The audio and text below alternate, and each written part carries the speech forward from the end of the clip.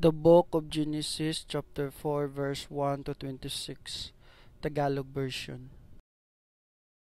Si Cain at si Abel. Sinipingan ni Adan ang kanyang asawa at ito'y nagdalang tao. Nang isilang ang kanyang panganay na lalaki ay sinabi ni Eva, "Nagkaroon ako ng anak na lalaki sa tulong ni Yahweh." Kaya Cain ang ipinapangalan niya rito. Sinundan si Cain ng isa pang anak na lalaki, at Abel naman ang ipinangalan dito. Naging pastol ito at si Cain naman ay naging magsasaka. Dumating ang panahon na si Cain ay naghandog kay Yahweh ng ani niya sa bukid.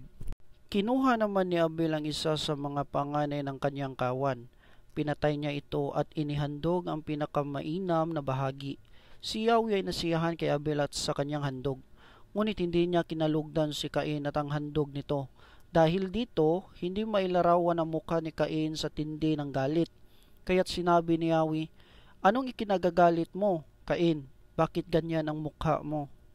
Kung mabuti ang ginawa mo, dapat kang magsaya. Kung masama naman, ang kasalanan ay tulad ng mabangis na hayop na laging nag-aabang upang lapain ka. Nais nitong pagharian ka, kaya't kailangan mapaglabanan mo ito." Isang araw, niyaya ni Cain ang kanyang kapatid, "Abel, pumunta tayo sa bukid." Sumama naman ito. Ngunit pagdating nila sa bukid ay pinatay ni Cain si Abel. Tinanong ni Yahweh si Cain, "Nasaan ang kapatid mong si Abel?" Sumagot siya, "Hindi ko alam."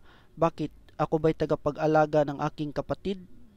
At sinabi ni Yahweh, "Cain, ano itong ginawa mo? Sumisigaw sa akin mula sa lupa ang dugo ng iyong kapatid at humihingi ng katarungan. Sinusumpa kita ngayon at hindi mo na maaaring bungkalin ang lupa dahil dumanak doon ang dugo ng kapatid mo na iyong pinaslang. Bungkalin mo man ang lupa upang tamnan, hindi ka mag-aani. Wala kang matitirahan at magiging lagalag ka sa daigdig. Napakabigat namang parusang ito," sabi ni Cain kay Yahweh.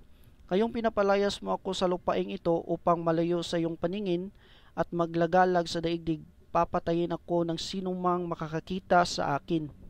"Hindi," sagot ni Yahweh, "paparusahan ng 7 ibayo ang sinumang papatay sa iyo."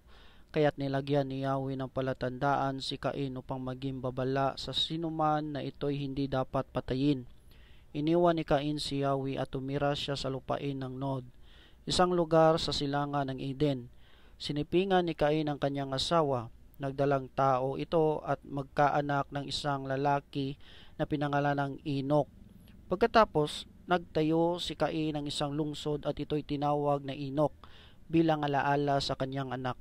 Si Enoch ang ama ni Irad na ama ni Mehujael. Anak naman nito si Metusael na ama ni Lamech. Nag-asawa si Lamech ng 2, sina Ada at Shelah.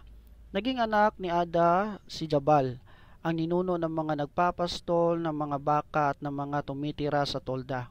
Kapatid nito si Jubal na siya namang ninuno ng mga manunugtog ng alpa at plauta.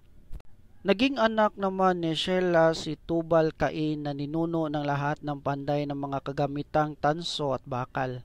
Si Tubal-Cain ay may kapatid na babae, si Naama.